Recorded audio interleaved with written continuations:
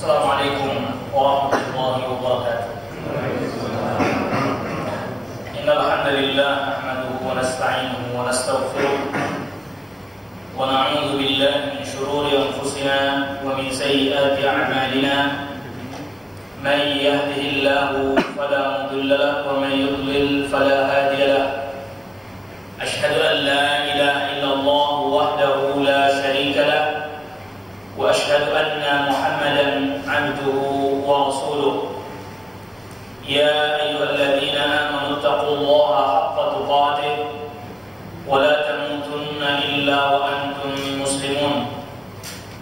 Ya ayyuhan nasu taqu rabbakum alladzi khalaqakum min nafsin wahidah wa khalaqa minha zawjaha wa batha minhuma rijalan katsiran wa nisaa'a wattaqullaha alladzi tasaaluna bihi wal arham innallaha kana 'alaykum raqiba. Ya ayyuhalladzina amanu taqullaha wa qulu qawlan sadida yuslih lakum a'malakum wa yaghfir lakum dhunubakum wa man yuti'illaha wa rasulahu faqad faza fawzan 'azima. Amma ba'd, fa inna asdaqal hadithi kitabullah wa khairal hadi hadi Muhammadin sallallahu alaihi wasallam wa syarrul umuri muhdatsatuha wa kullu muhdatsatin bid'ah wa kullu bid'atin dhalalah wa kullu dhalalatin fin-nar. Ayyuhal ikhwah rahimani Allah wa iyyakum, pada kesempatan di malam hari ini kita memuji kepada Allah Rabbul Alamin bahwa kita masih diberikan berbagai macam kenikmatan sehingga kita masih dapat berjumpa di majlis ilmu, di majlis yang dipenuhi oleh rahmatnya Allah Rabbul Alamin, di majlis yang turun ketenangan, lalu kemudian dikelilingi oleh para malaikat Allah Rabbul Alamin, yang tentunya majlis yang seperti inilah yang juga disebutkan oleh Rasulullah SAW sebagai tangan dari tangan-tangan surganya Allah Rabbul Alamin di muka bumi. Karena di majlis ilmu dibacakan kitabullah, kalamullah, firman Allah.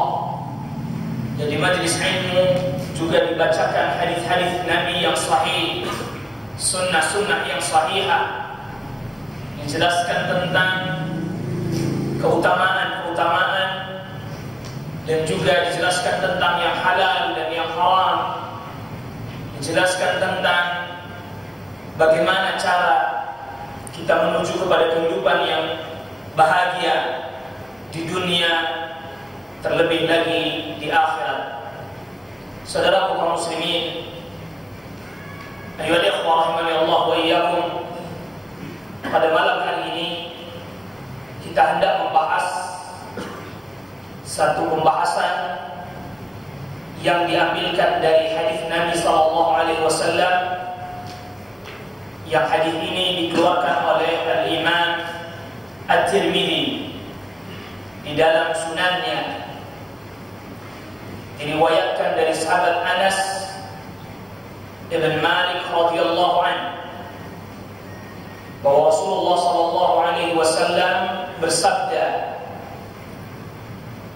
"Man kanat al-akhirah hammahu," siapa orang yang akhirat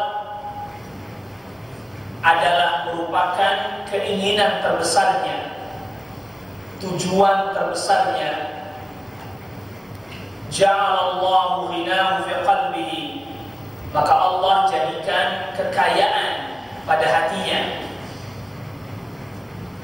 wa jama'a lahu syamlah, dan Allah kumpulkan untuknya syamlahu, berbagai macam kekuatan, wa atathu dunya wa hiya raghimah, dan dunia akan mendatanginya dalam keadaan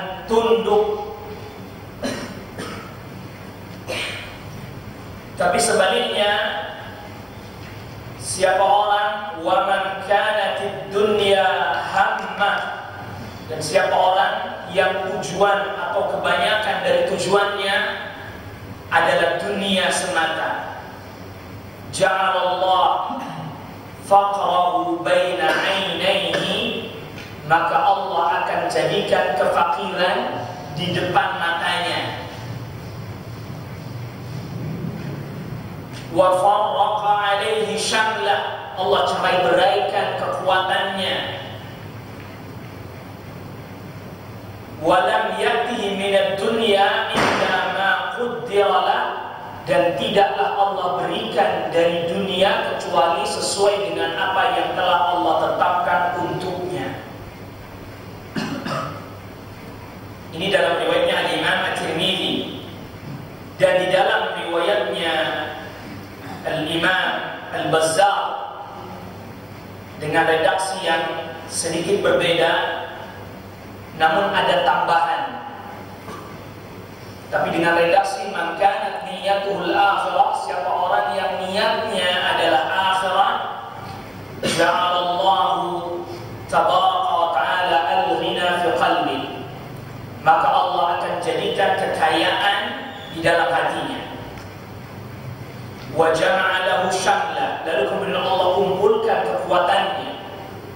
Wa naza'a al-faqra min baini 'ainaihi, dan Allah hilangkan kefakiran dari hadapannya.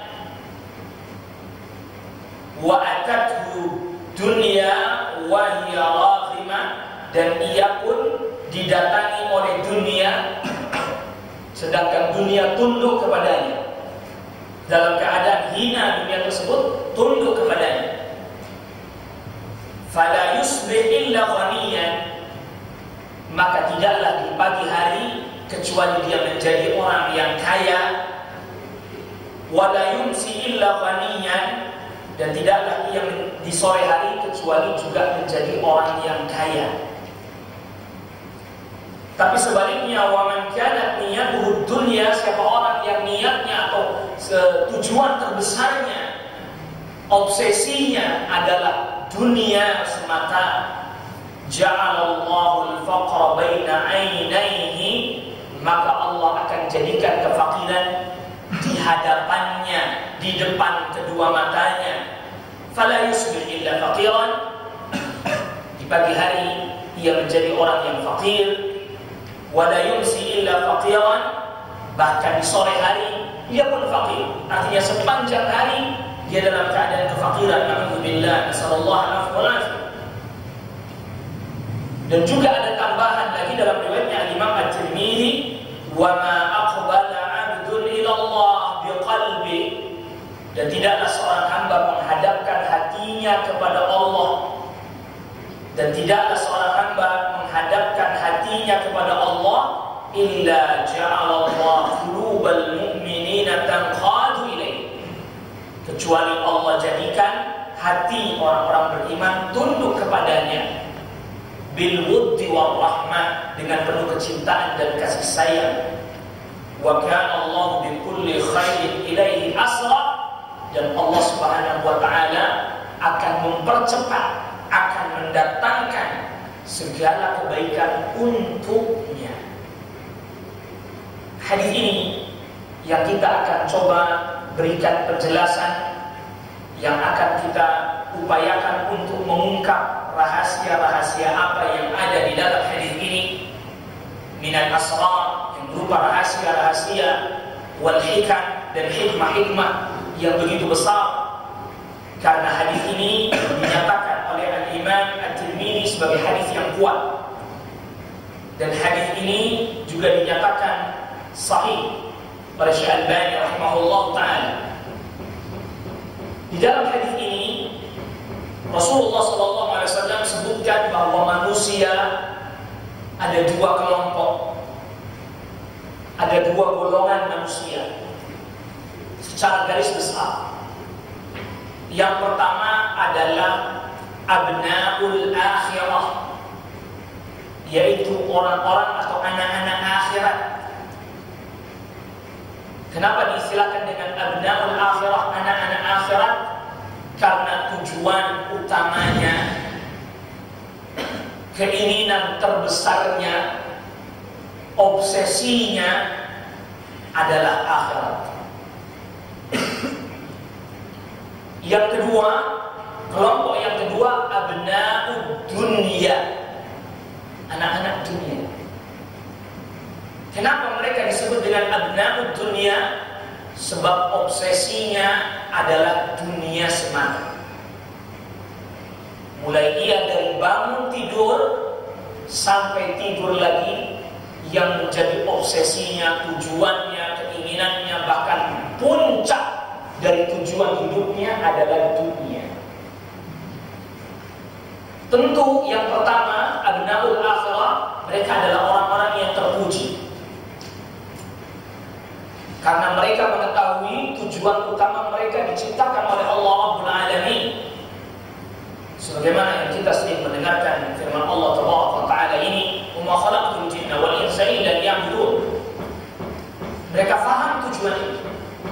Mereka mengerti bahwa mereka ada di dunia adalah dalam rangka untuk menghamba kepada Allah Rabbul Alamin, beribadah kepada Allah Rabbul Alamin. Maka yang dijadikan tujuan utamanya, obsesi yang paling tinggi, obsesi yang paling besar adalah akhirat. Bukan berarti dia tidak peduli terhadap urusan dunia sama sekali. Bukan ia menjadi orang yang meninggalkan kehidupan dunia sama sekali. Bukan ia menjadi orang yang lantas kemudian menyingkir di tempat-tempat yang sepi, di padang pasir yang jauh dari kehidupan manusia, atau masuk ke dalam goa-goa untuk menyepi. Bukan ini. Dia hidup tetap bersama dengan manusia yang lainnya. Dia tinggal di kanan kirinya bersama dengan manusia yang lainnya. Tetapi tujuan utamanya, hatinya dipenuhi dengan tujuan akhirat. Bagaimana ini bisa tercapai? Bagaimana ini bisa muncul? Bagaimana ini bisa terjadi? Tentu ini dimulai dari ilmu terhadap hari akhir. Tidak aneh kemudian bahwa al-iman bil yaumil akhir, kalau kita lihat di dalam Al-Quran, sedikit kita dapati yang beriman kepada Allah dan hari akhir. Begitu juga sabda Nabi SAW, "Man kana yu'minu billah wal yaumil akhir, man kana yu'minu billah wal yaumil akhir." Siapa orang yang beriman kepada Allah dan hari akhir. Disebutkan seperti ini banyak di dalam banyak hadis. Kenapa kok hanya disebutkan siapa orang yang beriman kepada Allah dan hari akhir, padahal rukun iman ada 6. Tapi mengapa hanya disebutkan siapa orang yang beriman kepada Allah dan hari akhir? Ketika seseorang melihat ini, maka yang dimaksud ini awal, datang dari Allah, dan juga akhirnya pun akan kembali kepada Allah. Maka siapa orang yang memahami betul tentang akhirat, mempelajari tentang akhirat, tentang sifat-sifat akhirat, bagaimana beratnya dan dahsyatnya yaumul mahsyar, hari ketika manusia dikumpulkan, dan seterusnya. Dia tahu akan kenikmatan yang begitu besar yang Allah sediakan untuknya, maka akan tumbuh di dalam hatinya. Maka ini berangkat dari iman kepada hari akhir. Tumbuh di dalam hatinya, tumbuh di dalam batinnya kecintaan kepada akhirat. Ini bukan berarti dia lantas kemudian meninggalkan kehidupan dunia sebagaimana tadi kita sebutkan. Bukan berarti dia meninggalkan kehidupan dunia sama sekali. Tetapi ia jadikan kehidupan dunianya sebagai sarana untuk meraih tujuan yang sebenarnya. Orang yang seperti ini Allah Subhanahu wa taala janjikan akan Allah berikan kekayaan di dalam hatinya. Pagi hari dia bangun dari tidurnya, dia memulai dengan berdoa kepada Allah Rabbul Alamin. Sebagaimana kita sering membaca doa ini ketika kita bangun dari tidur.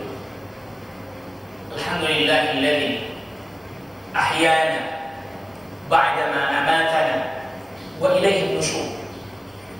Segala puji bagi Allah yang menghidupkan kita. Lihat. Dimulai dengan itu. Diakui bahwa Allah yang memberikan kehidupan kepadanya setelah kematian, yaitu tidur. Ba'dama amatana, karena tidur adalah merupakan kematian kecil. Diakui bahwa Allah yang memberikan kepadanya kehidupan, maka ia memuji Allah karena Allah yang telah memberikan kehidupan kepadanya, dan tidak ada nikmat yang begitu besar yang diberikan kepada kita kecuali nikmat hidup. Anda punya mobil yang mewah, Anda punya harta yang melimpah, tapi Anda tidak hidup,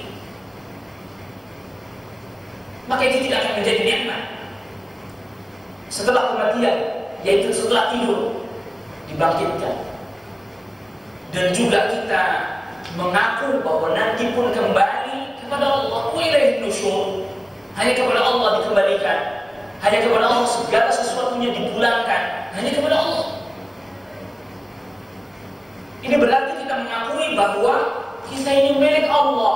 Kehidupan kita ini diberikan oleh Allah. Maka semestinya kita jadikan kehidupan kita adalah kehidupan yang dalam rangka untuk beribadah kepada Allah Rabbul Alamin. Maka hendaknya ketika di pagi hari ada beberapa hal yang mesti kita catat, dan ini adalah merupakan bagian daripada ciri-ciri abnaul akhirah. Ciri-ciri mereka orang yang terobsesi terhadap akhirat.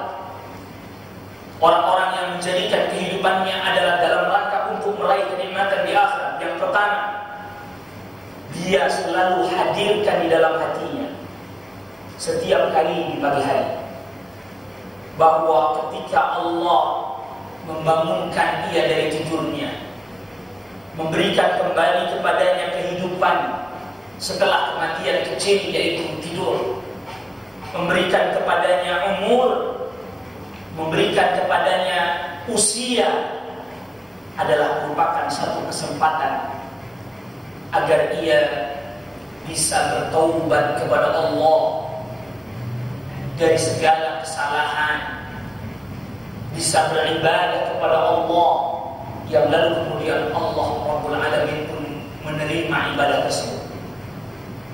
Jadi bangun tidur pertama kali itu bukan, ini pagi ini saya kerja apa, pagi ini saya harus dapat uang berapa, pagi ini saya harus meraih tender berapa M. Enggak. Bangun dari tidurnya di pagi hari, sudah muncul di dalam batinnya segala syukur kepada Allah Rabbul Alamin atas nikmat yang diberikan pada saat itu, yaitu dia diberikan kesempatan, diberikan kehidupan, diberikan usia untuk bisa masuk di pagi hari. Dan itu adalah kesempatan untuk bertobat dan memperbanyak ibadah serta ketaatan kepada Allah Rabbul Alamin agar Allah menerimanya. Lalu kemudian selanjutnya, tentu ketika ia bangun, dia mempersiapkan dirinya untuk melaksanakan ketaatan, melaksanakan ibadah, kewajiban-kewajiban yang dia tunaikan kepada Allah Rabbul Alamin, baik dari ibadah nafilah, mungkin diantaranya ada yang telah bangun di malam hari untuk melaksanakan ibadah nafilah, ibadah sunnah. Lalu kemudian selanjutnya beristirahat untuk kemudian melanjutkan ibadah fardu, ibadah wajibnya. Lalu kemudian ia pun di pagi hari itu terus menerus memperbanyak beristighfar kepada Allah Rabbul Alamin.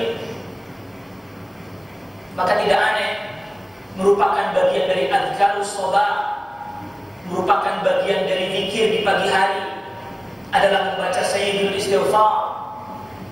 Allahumma anta rabbi la ilaha illa anta khalaqtani wa ana 'abduka wa ana ala wa'dika wa ana ala 'ahdika wa wa'dika mastata'tu. A'udzu bika min syarri ma sana'tu. Abu'u laka bi ni'matika 'alayya wa abu'u bi dhanbi faghfir li fa innahu la yaghfiru dhunuba illa anta. Bahkan kemudian dilanjutkan juga dengan membaca istighfar. Kalau mampu dilakukan dari sekali dulu 100 kali. Sebab Rasulullah SAW memohon ampun kepada Allah Rabbul Alamin dalam satu hari tidak kurang dari 100 kali.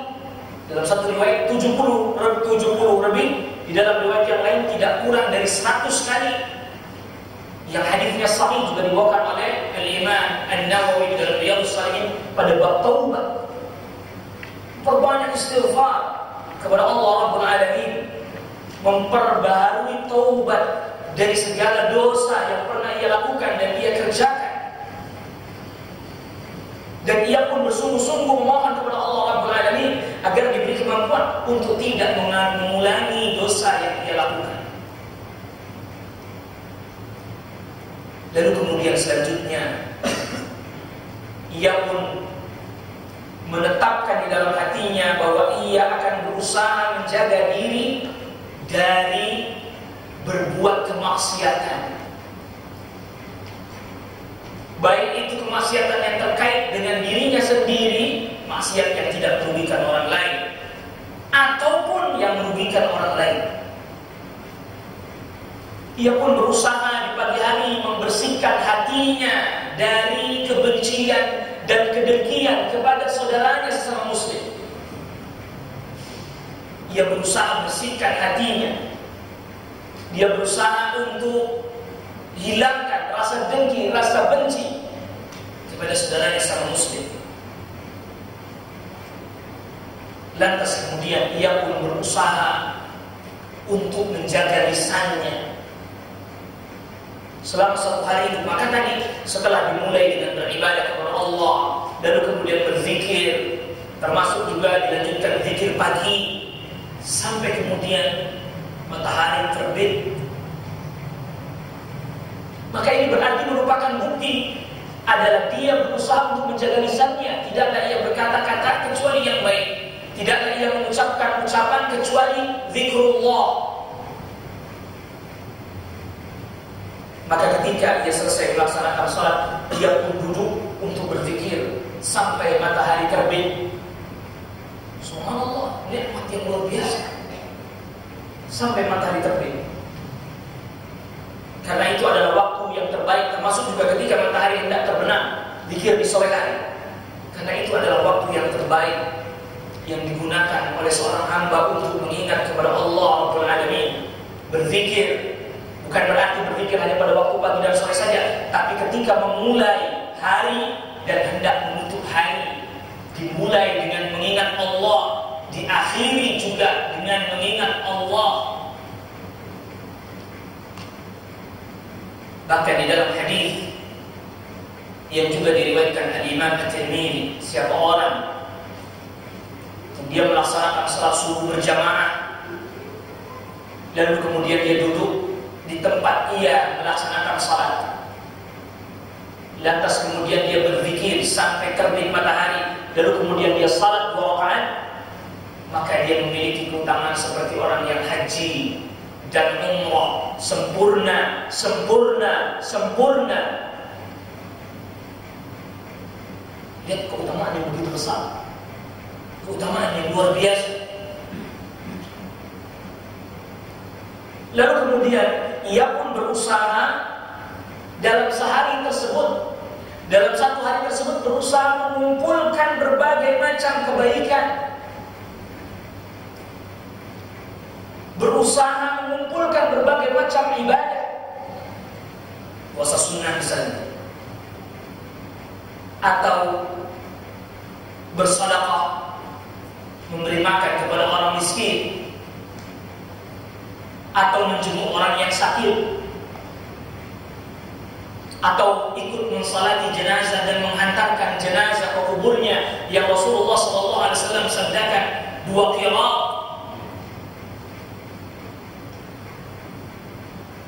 Maka Rasulullah SAW ketika bertanya, siapa di antara kalian yang pagi hari ini berpuasa?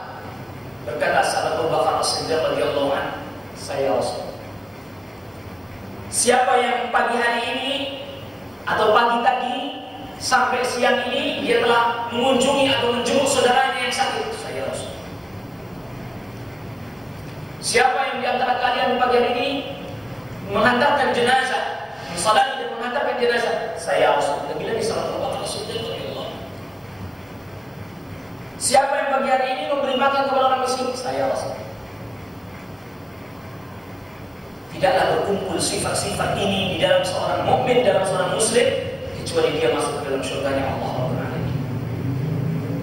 Subhanallah. Dan Rasulullah SAW katakan pada sahabat Abu Bakar As-Siddiq radhiyallahu anhu, engkau masuk surga dari pintu manapun yang kau kehendaki, yang kau mau. Usaha dia kumpulkan kebaikan. Pada satu hari tersebut, ketaatan kepada Allah Rabbul Alamin. Bukan hanya ketaatan yang terkait dengan individunya saja, tapi juga berkait dengan orang lain, menjenguk orang sakit, menghantarkan jenazah. Ini utamanya luar biasa. Lihat bagaimana Rasulullah SAW bertanya kepada para sahabat tentang ibadah. Siapa yang hari ini sedang dalam keadaan berpuasa sunnah? Siapa yang hari ini sudah menjenguk saudaranya yang sakit? Siapa yang hari ini sudah menghantarkan jenazah ke kuburnya? Rasulullah SAW tidak bertanya, siapa yang hari ini sudah menghasilkan sekian dinar? Siapa yang hari ini sudah menghasilkan sekian dirham? Ya. Rasulullah SAW mendidik para sahabat agar mereka menjadi orang-orang yang terobsesi dengan akhirat, sehingga dijadikanlah kehidupannya, masa-masa yang dimilikinya adalah masa-masa yang sangat berkualitas dalam rangka untuk melaksanakan ketaatan kepada Allah Rabbul Alamin. Bagaimana hari ini seorang pemuda hanya ditanya berapa penghasilanmu satu hari, berapa penghasilanmu satu bulan? Ya Allah, ya Allah, kecil sekali dibandingkan akhirat. Kenapa? Karena memang hari ini kecintaan seseorang kepada sesuatu selalu diukur nilainya karena dunia semata. Bahkan ketika seorang ayah menyekolahkan anaknya pun yang menjadi ukurannya adalah dunia semata. Engkau mau jadi apa nanti? Engkau mau punya gaji berapa nanti? Ya. Padahal tadi Rasulullah SAW sabdakan, orang yang obsesinya akhirat, dan berarti melupakan dunia sama sekali tidak, tapi obsesi utamanya akhirat, Allah jadikan hatinya kaya. Allah hilangkan kefakirannya. Bahkan dunia yang tunduk kepadanya. Bukan dia yang kejar-kejar dunia, bukan dia yang sibuk memikirkan dunia, bukan dia yang pikir, wah nanti saya kalau begini akan dapat sekian, kalau saya begini akan dapat sekian, kalau saya begini akan dapat sekian rupiah, sekian ratus juta, sekian miliar. Kecil dibandingkan akhirat. Rasulullah SAW tidak tanya, berapa gaji kalian wahai para sahabat, berapa penghasilan kalian wahai para sahabat.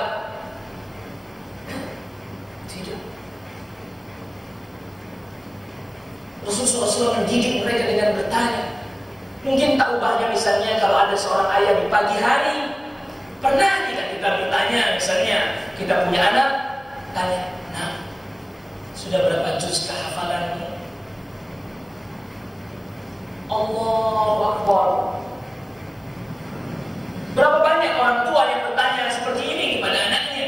Nah, sudahkah engkau hafal bacaan salatmu? Terkadang kita memang sering melatih anak kita untuk menjadi abna ad-dunya, menjadi anak-anak yang hanya berorientasi dunia. Sibuk luar biasa kita kalau anak kita tidak lulus sekolah, terus misalnya tidak bisa baca, tulis, hitung dan seterusnya. Tapi tenang saja, kita tidak bisa baca Al-Quran, tidak sholat. Pulang sekolah, paling yang ditanya, Pak, belajar apa buat tadi di sekolah? Hanya itu yang ditanya. Pelajaran apa yang kau bisa kerjakan dan pelajaran apa yang tidak bisa kau kerjakan? Bahkan banyak pun orang tua yang tak sempat menanyakan pertanyaan seperti ini kepada anaknya, sudah tidak sempat. Sibuk. Di mana sang ayah, di mana sang ibu? Pulang tidak bertemu dan tidak berjumpa dengan sang ibu. Bahkan sampai tidur jangan-jangan pun tidak bertemu dengan sang ayah karena ayah belum pulang. Ketika bangun tidur, ayahnya pun telah pergi entah kemana.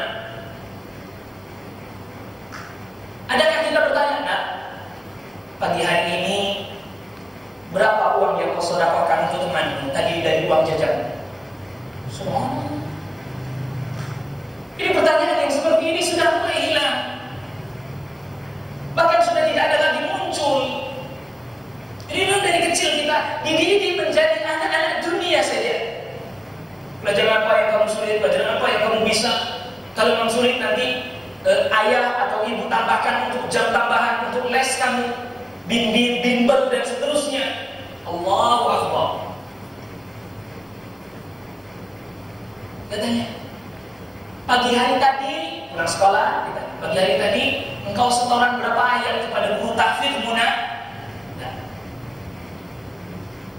Engkau hafalan satu hadiskah kepada guru hadismu? Tidak. Berapa banyak hari ini temanmu yang telah kau bantu dari uang jajanmu yang kau sisihkan untuknya? Atau berapa banyak dari temanmu yang kau beri makanan dari makanan yang ibu, yang bunda bawakan kepadamu? Lihat. Bahkan justru yang ada sebaliknya.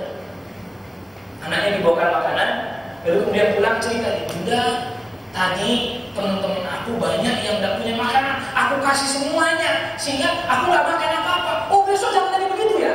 Nah, diomelin. Besok kalau kamu begitu, nanti bunda kamu lagi bawakan makanan buat kamu. Bantu temannya, malah diomelin. Akhirnya dia takut. Jadi besok dibawakan lagi sama bundanya. Apa dia bilang? Teman-teman, maaf ya, aku bawa makanan, tapi bunda bilang tidak boleh kasih teman-teman. Gurunya dengar tertawa. Bundanya nganterin malu. Allah. Anak-anak jujur fitrahnya. Teman-teman, maaf ya, aku nggak bisa kasih kalian makanan. Kenapa? Bunda yang bilang nggak boleh. Allah. Dibiasakan jadi abna'ud dunia. Kenapa tidak? Bunda, tadi makananku habis bagi teman-teman. Berapa temanmu yang tidak punya makanan di sekolah tadi? Oh, ada 10 orang. Baik, besok bunda bawakan lebih banyak lagi ya. Biar kamu bisa berbagi lagi ya. Allah. Memang itu tadi. Manusiawi lah, kalau memang kita menginginkan kebutuhan kita terpenuhi, manusiawi sekali. Tapi mengapa tidak sedikit pun mengajarkan? Tidak sedikit pun membiasakan. Tidak boleh. Kalau temanmu itu minta, engkau punya, mengapa engkau tidak bagi dua? Ya. Kalau engkau punya satu, kenapa engkau tidak belah jadi dua? Oh, nanti kalau begitu sedikit dong saya dapatnya, bunda. Ya, nanti kalau memang itu bunda berikan lagi, bawakan lagi. Kenapa tidak demikian? Hari ini berapa banyak temanmu yang kau tolong? Mungkin dia terjatuh, kau bantu dia, kau tolong dia. Subhanallah. Ini nilai-nilai ini sudah hilang sirna. Yang ada semuanya serba kamu,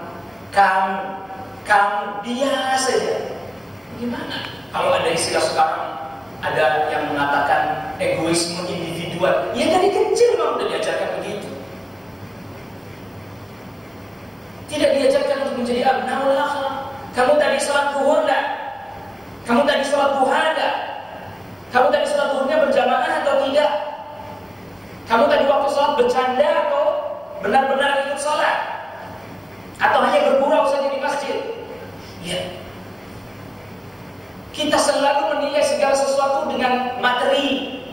Paling tidak, kalau untuk dunia anak-anak dan dunia sekolah, penilaian hanya sebatas angka. Apresiasi yang sangat rendah sekali. Kita seakan-akan bangga dulu waktu zaman sekolah dikasih angka 100. Bangga luar biasa. Padahal pendidikan hakikatnya bukan hanya sekedar di angka.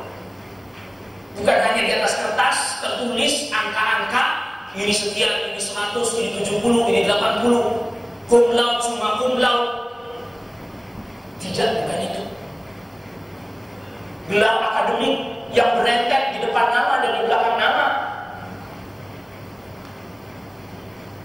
Bukan itu. Terlebih lagi ini pendidikan agama. bukan itu. Bagaimana ini bisa mengumpulkan ayyajtahida fil jam'i fi yawmin wahid? Berusaha kita dalam satu hari kita bisa mengumpulkan berbagai macam ketaatan. Subhanallah. Lihat tadi para sahabat berlomba-lomba mereka. Padahal mereka adalah orang yang telah mendapatkan pujian dari Allah dan Rasulnya, tetap malah justru semakin berlomba-lomba.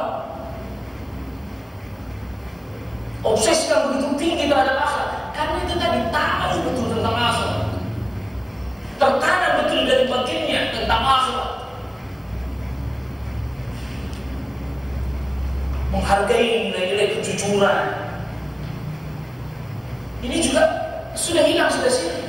Bagaimana hari ini kita mau mendapatkan generasi-generasi yang baik, generasi-generasi abnaul akhirah? Ini tadi dinilai hanya angka saja, kualitasnya tidak dinilai. Bagaimana kehidupannya sehari-hari, bagaimana perilakunya, bagaimana ketaatannya. Itu komponennya semuanya mesti dilihat. Bukan hanya sekedar tadi angka, bisa menjawab pertanyaan. Itu kan hanya salah satu aspeknya saja. Contoh misalnya, Anda sekarang ditanya tentang rukun sholat secara berurutan. Mungkin sebagian kita ada yang lupa, ada yang bertukar satu sama lainnya, ada yang tidak mampu mengurutkan secara utuh, secara detail. Tapi kalau sholat bisa. Walaupun ketika ditanya berapa rukun sholat, dan bisa jawab secara urut. Tapi kalau praktek mesti berurutan.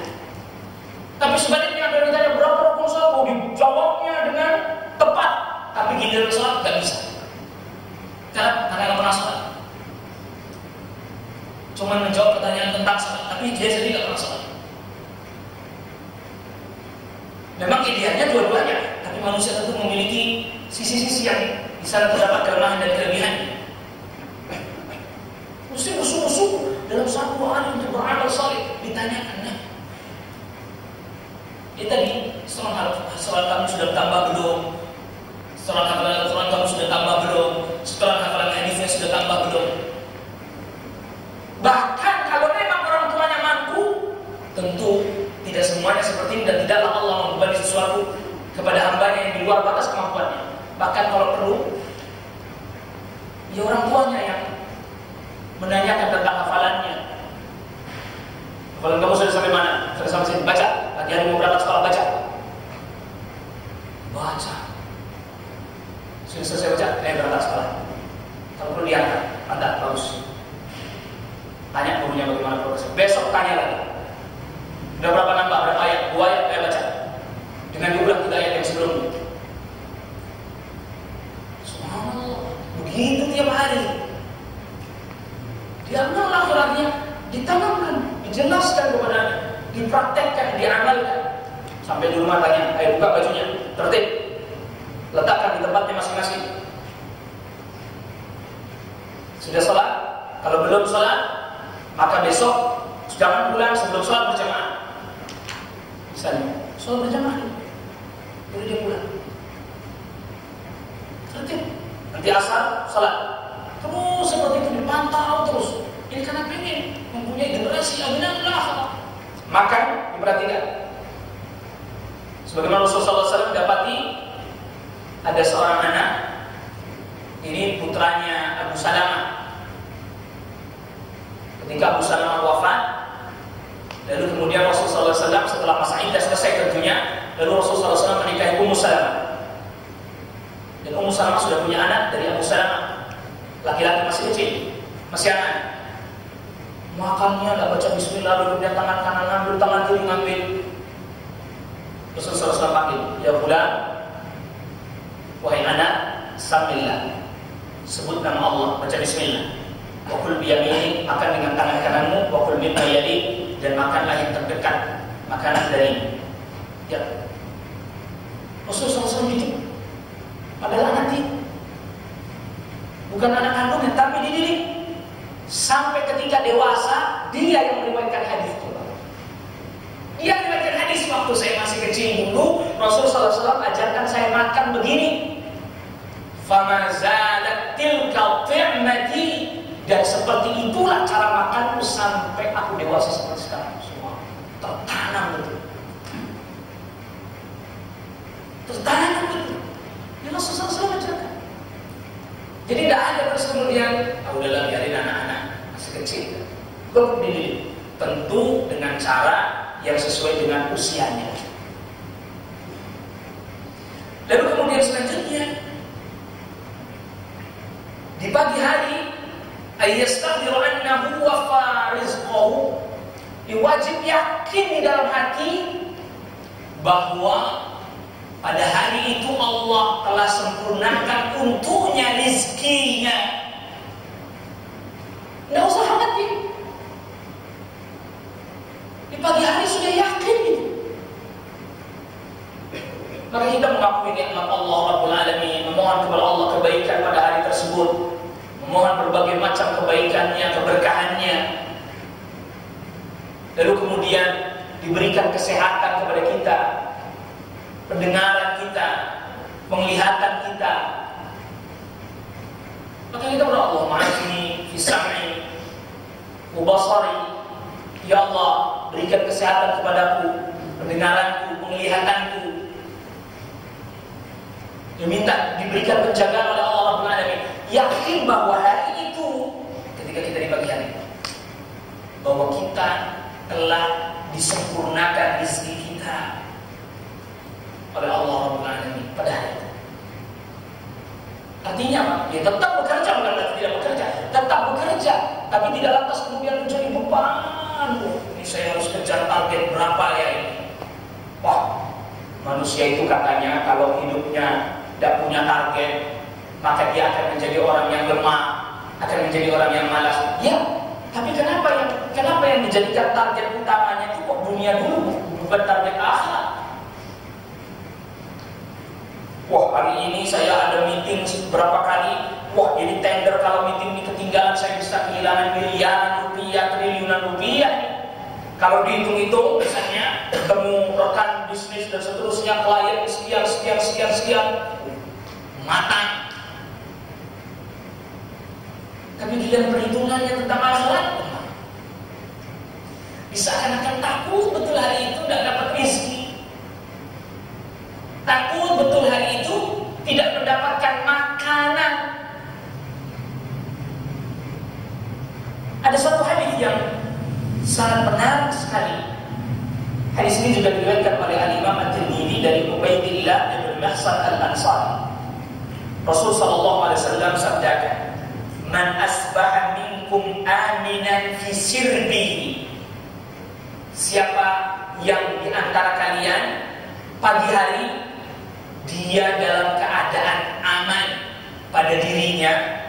Ada yang membacanya fi sirbihi, ini berarti pada dirinya atau pada jamaahnya. Yang dimaksud jamaahnya di sini keluarganya dalam keadaan aman, masyarakatnya dalam keadaan aman, anak istrinya dalam keadaan aman.